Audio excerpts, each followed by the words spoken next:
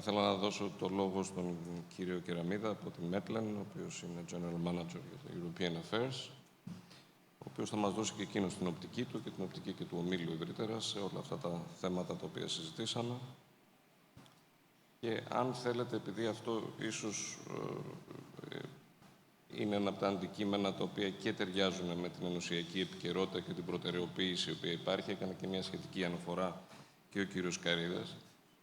Αν θα θέλατε να μας πείτε κιόλας για το μείζον ζήτημα της ενίσχυσης των ενεργοβόρων βιομηχανικών καταναλωτών, ενώ της ενίσχυσης με την έννοια της αντιμετώπισης του προβλήματος που υφίστανται σε σχέση με το ενεργειακό τους κόστος.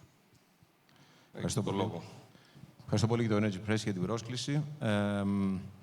Να πω μια στιγμούλα να παρκάρουμε λίγο τα ενεργειακά και να πούμε ένα καλό ταξίδι στο Διονύση το Σαββόπουλο που έφυγε χθες από κοντά μας. Δεν ξέρω αν υπόθηκε στην αρχή του συνεδρίου, αλλά εμένα με συγκίνησε πάρα πολύ αυτό και ήθελα να το πούμε πολύ παρέα.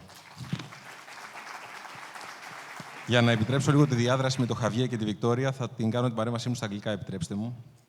As far as the shift is concerned, yeah, the short answer is yes. So we have a shift in energy policy in Europe.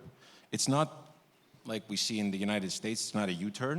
So we're still determined, and I think Victoria alluded to it earlier, we're still determined to keep working towards the long-term goal for decarbonization of the economy, and that should eventually also lead to economic growth. And solar, wind, and storage and grids also will definitely play an important role, but a reality check was long overdue. And I think we all read our Prime Minister's letter, or op-ed, on the Financial Times yesterday, and it mentioned a lot of the stuff that I'm probably going to mention too. Now, one of the key sponsors of this shift has been Draghi. Now, Draghi's report has been quoted by thousands of people, and I think maybe a handful has read it, actually. And a lot of people in Brussels actually hate it because it says a lot of inconvenient truths, if I may say. One of those, as far as the energy is concerned, is that out of the 3 pillars that define our transition, we only focused on reducing emissions. And we forgot or dismissed security of supply and resilience. We forgot affordability and competitiveness. Draghi points out that we shouldn't look at LCOE to make educated policy decisions, so levelized cost of electricity. And he's right, because it's firm power that society and the economy need. And I think Mr. Caridas also mentioned baseload earlier. Thank you for that. And Draghi also says that the transition will deliver competitive energy costs, that's the phrase that he uses, once all needed investments in generation, grid, and flexibility are completed and amortized. That's not a very optimistic view. It's probably not in my lifetime. And I think that unless we change the pace and the tools of our transition, we're not going to see globally competitive energy costs anytime soon in Europe. As far as grid investments go, for every euro we spend, and that was not just Draghi, it was, I think, Fatih Birol as well that mentioned that. For every euro that we spend, we're going to need almost 1 more for grids. Now, this is an unquestionable necessity, right? And this is because we're moving from a concentrated and dispatchable generation model to a more stochastic and scattered generation model.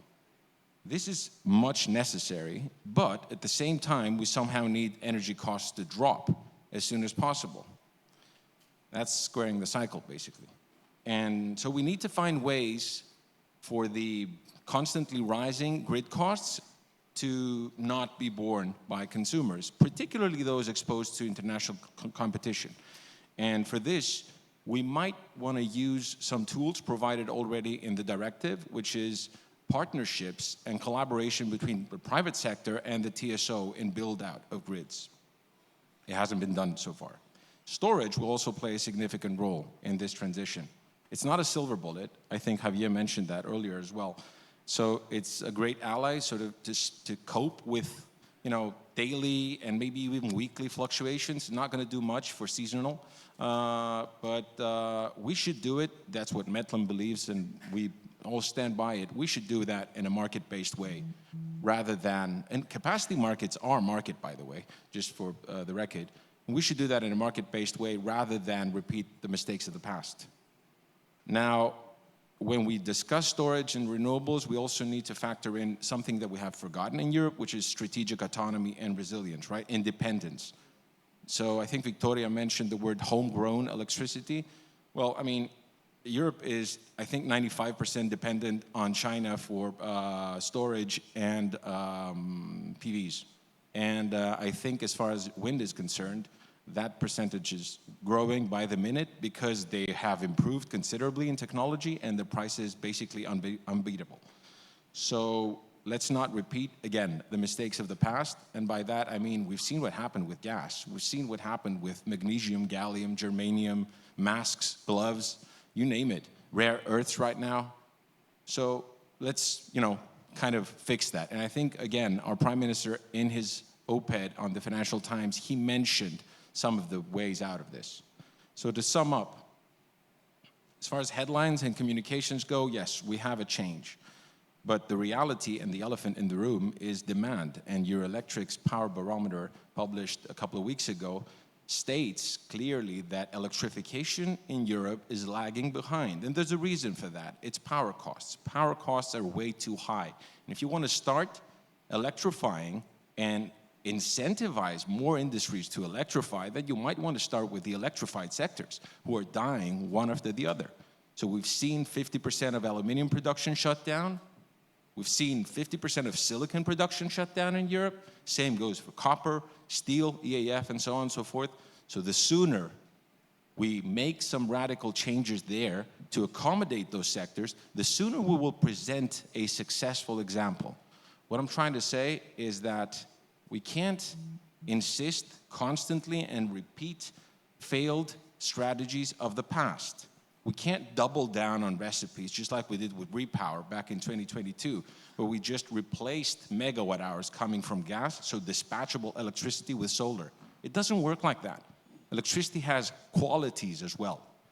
So if we put cost competitiveness, security of supply, and resilience at the core of our energy planning, then our long-term green goals might become achievable. And then we can also reclaim what we've lost, which is society's buy-in. That's very important for the transition to work. Otherwise, we're just going to fail miserably. So the pragmatic transition that I'm talking about, yeah, that will work so long as we change some of our tools and the pace. Thanks.